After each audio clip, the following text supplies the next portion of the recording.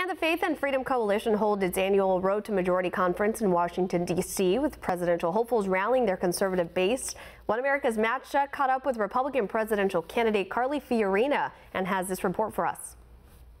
The country right now is in mourning after the tragedy we saw in Charleston, South Carolina. The Democratic response from Hillary Clinton and President Obama was an immediate call for stricter gun control. What are your thoughts to their reaction?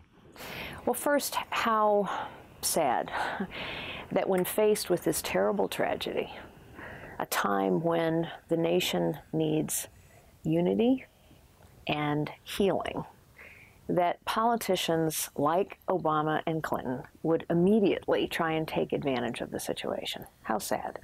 Of course, they're also factually in error. South Carolina has some of the toughest gun control laws in the nation. All the things that Obama says would make things better actually are law in South Carolina. So it's not even, it's hypocritical on top of everything else. So I find it really very disappointing. Now, most people like free stuff. You always hear the message on the left, whether it's free healthcare, free college. That typically captures the low information voters. How are you going to overcome that in the 2016 election?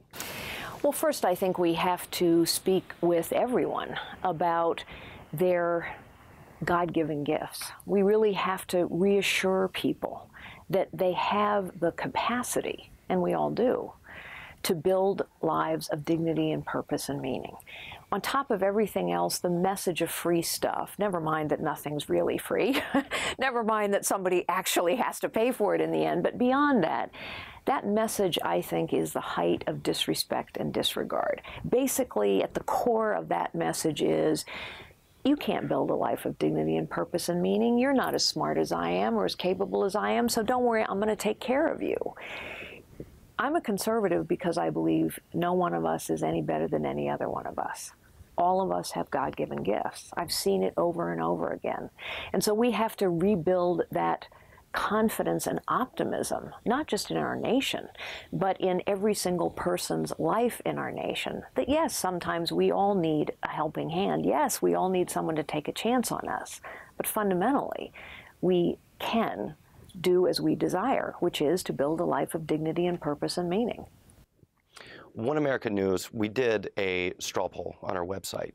You are within half a percentage point of Governor Jeb Bush. What do you think it is about your message that's capturing those voters? Well, I think first, people are really tired of professional politicians. That's what all the polls say. What the polls say is that Americans have concluded that we have a professional political class of people who've been in politics all their life. It doesn't mean they're bad people. It just means they've been in politics all their life, and so Americans have concluded that they're more focused on their own privilege, power, and position than they are on doing the people's work.